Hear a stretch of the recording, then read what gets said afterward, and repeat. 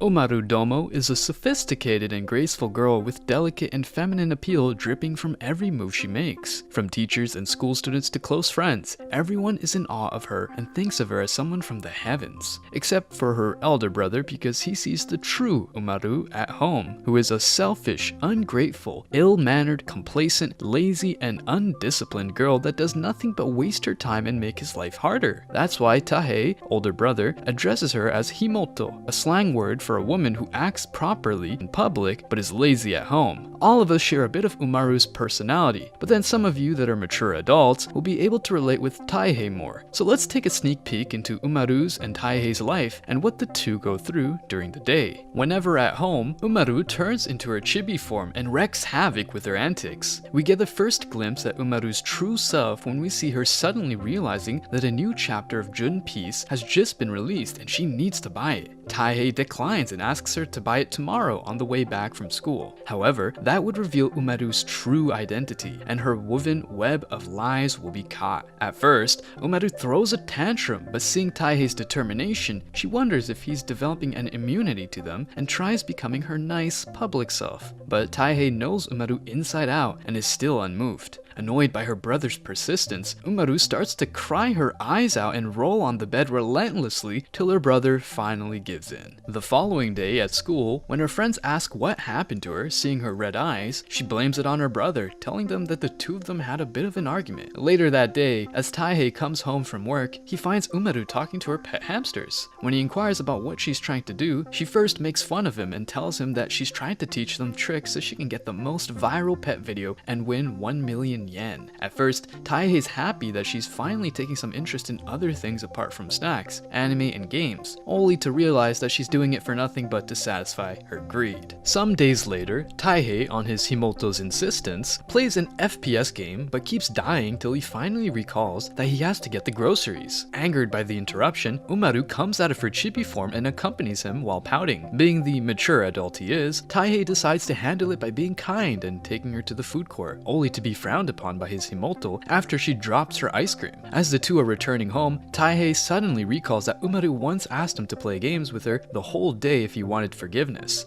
As the memory strikes him, he immediately asks Umaru, "How about we pick up that game from where we left off?" Just like that, Umaru and Taihei make up. A brand new sun rises on our characters, and one fine day as Taihei comes home from work, he finds everything in his house in order. Despite Umaru's arrival, he wonders what's going on, only to find that a friend from school, Ebina, is at his place, and Umaru has to put on her public persona in front of her. Seeing it as an opportunity, Taihei asks Ebina, Umaru's friend, to visit whenever she likes. As Ebina steps outside their home, Umaru transforms back into her chibi form. Satisfied with his sister's work, this time around, Taihei doesn't scold her for drinking cola and appreciates that she did something. However, as he's going to fill the bath, he finds stacks of boxes in the bathtub. Angered by this, he yells at her only to find his Himouto complaining about the flavor of the takoyaki he bought for her on the way. As the days progress, we find Umaru asking her brother to enter a competition for a human-sized cat plushie called Necolumbus. Just for his sister's sake, Taihei ends up calling off an extra shift, but when he finds out that it was just for a plushie, Taihei is furious. However, in her likable public persona, she tells Taihei that it was simply because she wanted him to rest a bit. Falling for his sister's tactics, Taihei enters the tournament from one gate, while Umaru enters from another. Only then does it occur to him that Umaru was tricking him, since she only wanted him to enter so they'd have a higher chance of winning. As the tournament continues, Taihei ends up against Ebina in the finals and wins against her. As the two walk back home, Taihei feels bad for defeating her and gives her the Necolumbus anyways. As Taihei reaches home, Umaru attacks him for giving Ebina the plushie, while Ebina in her apartment is hugging the plushie, flustered, calling Taihei Oni-san. FBI, open up!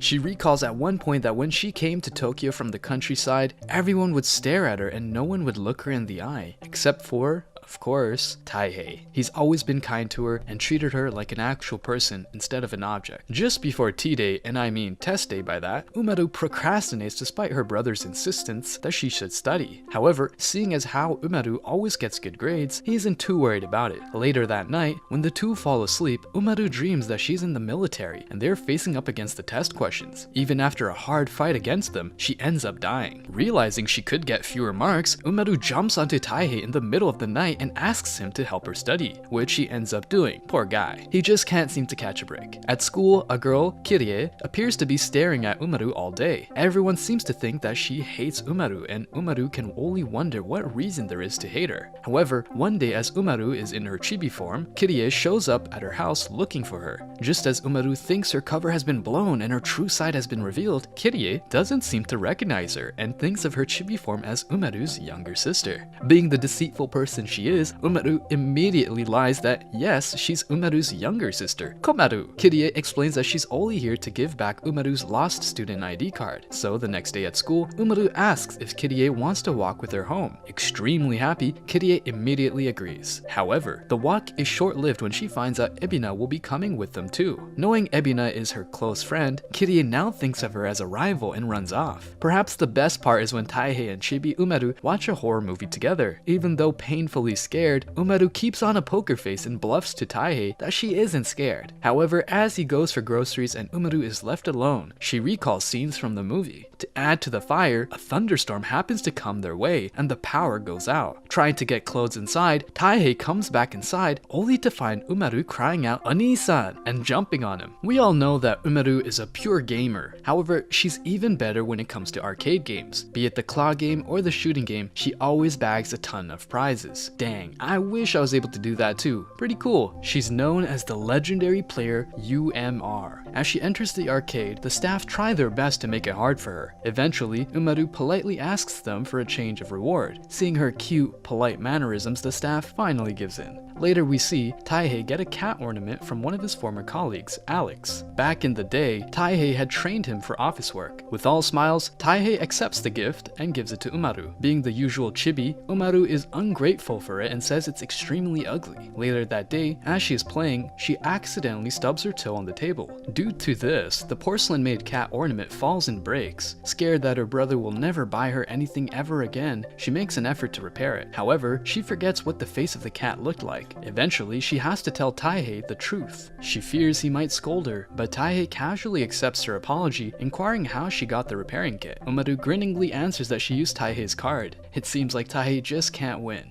After that, the two go back to the arcade, where a gaming contest is held. One of the participants of the tournament is, you guessed it right, Sylphin. Playing as UMR, Umaru enters the contest, reaching the finals and going up against Sylphin. However, despite being an elite gamer, she's on the verge of losing. When Sylphin sees Alex, who is shown to be her brother, at the venue, she runs away all flustered. With the opponent withdrawing, UMR wins once again. As the semester ends, Umaru conquers the top spot again. Just as vacations begin, she's happy that she can spend all her time at the arcade without any schoolwork interrupting her life. But this excitement is short-lived when Sylphin shows up and recognizes her as UMR. She challenges her to arcade games once more, claiming that UMR is her rival now since she lost to her. After playing for a while, Umaru explains to Sylphin that people go to the arcade to have fun and be happy. So if it makes Sylphin happy, then she's the winner. Hearing this, Sylphin becomes happy and makes UMR her friend. Meanwhile, at home, Umaru spends time with Kirie as Komaru, being spoiled and getting everything done by Kirie. She enjoys the summer vacation in the air-conditioned room while Taihei is out working in the scorching heat. As Taihei returns, he sees Umaru sleeping on top of Kirie, who also happens to be sleeping. As he opens the window, a heat wave comes inside, waking the two up. We all know how that feels. It seems like someone opened the gateway to hell. One day while doing laundry, Taihei notices that Umaru doesn't have many clothes except her hamster costumes.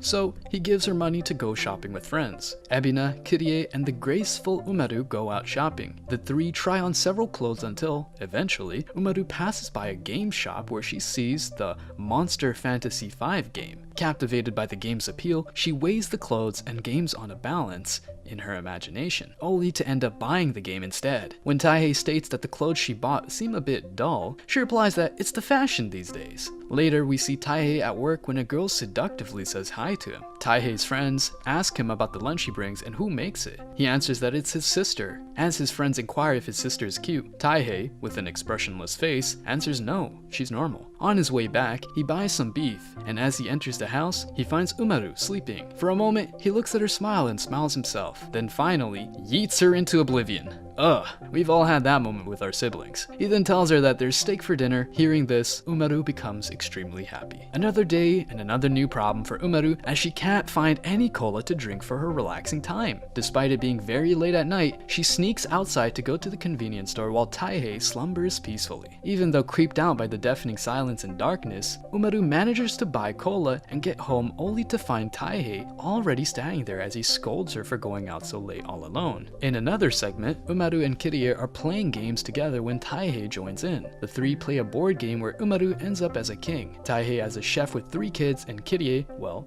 she ends up broke. That sounds like me.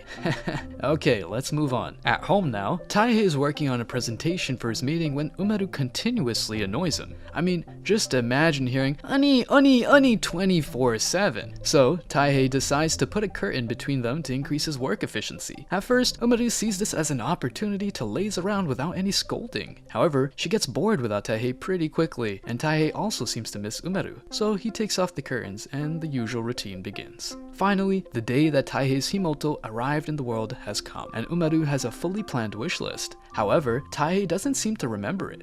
Without saying anything, Umaru puts on a poker face and goes to school. All of her classmates give her plenty of gifts. She gets bummed thinking everyone remembered except Taihei when she remembers him being unusually kind that morning. She runs back home only to find Taihei preparing for her birthday celebration. Catching him red-handed, she starts to embarrass Taihei. As the weekend finally approaches, Umaru is being her usual self at home and lazing around. While Taihei is managing the work around picking up trash, he asks Umaru if she needs a particular box she had left lying around. At first, Umaru simply says that she doesn't need it. However, once she finds out that Taihei threw it away and that it had some different facial expressions for an action figure, she tells Taihei about it. Even though Umaru couldn't care less about the expressions, she notices her brother feeling guilty and starts guilt-tripping him so that he doesn't yell at her all day, and then she goes to sleep. When Umaru wakes, she can't find Taihei anywhere and begins to tear up. As Taihei enters the house, he gives her a new doll to replace the figure. Dang! Get me an Oni-chan like Taihei too. One day after work, Taihei and his colleague Bomber are drinking out when he insistently comes to Taihei's house to check if he has a girlfriend or not. What he finds is the adorable looking chibi Umaru sleeping. Bomber, let me just tell you, appearances can be deceiving.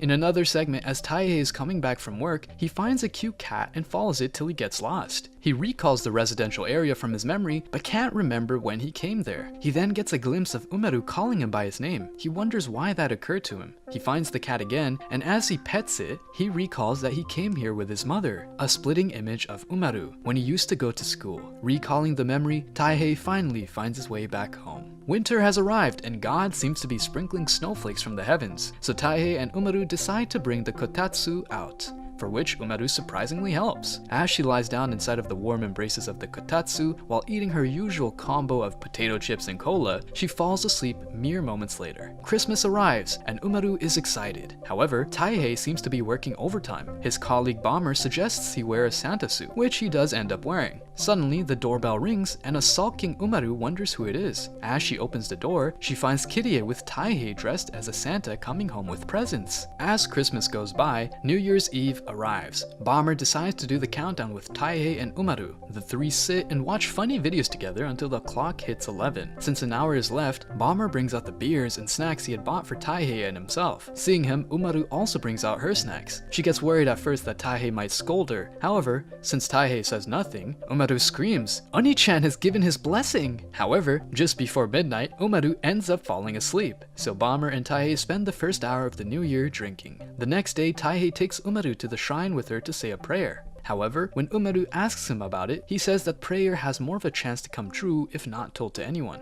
Just as the episode is about to end, we see Taihei's team lead Kano being sad and alone on Christmas Eve. However, a text from Taihei cheers her up. Now, sweet old Kirie is making cookies for Umaru and Komaru. Poor girl still hasn't realized that they're the same people. However, she keeps ending up burning them. She keeps trying until she finally gets them right and gives the cookies to Umaru at school and Komaru and Taihei at home. However, when she comes home, she realizes she mistakenly gave Taihei the burnt cookies. Later, Ebina invites Umaru over to make some chocolates. Realizing that the challenge seems a bit too hard for her, Umaru calls Taihei. Taihei gets excited seeing Ebina's luxurious kitchen and starts explaining the history of chocolate. When he mentions that usually a person makes homemade chocolate for someone they like, Umaru wonders if Ebina likes someone. After a while, Ebina makes a heart-shaped chocolate. All flustered up, she ends up writing dear on it. However, she then realizes she can't write Taihei there, so she ends up writing her own name and eats it. At home, Umaru suddenly gets a call from Sylphine, and the two visit an anime store together. Both talk about their brothers. Sylphine then claims she's a lot like UMR, making them sisters. This makes Umaru really happy. Another day, Kirie shows up at Komaru's place while Umaru has gone out, so Taihei and Kirie awkwardly sit together. The two spend hours sitting down in awkward silence until Kirie finally mutters that she's sorry for the burnt cookies and that she forgot to replace them, giving Taihei the newly baked ones. Just then, Umaru arrives back home and Taihei looks at her with a furious gaze for being so late. One day, Umaru catches a cold and wants Taihei to stay with her.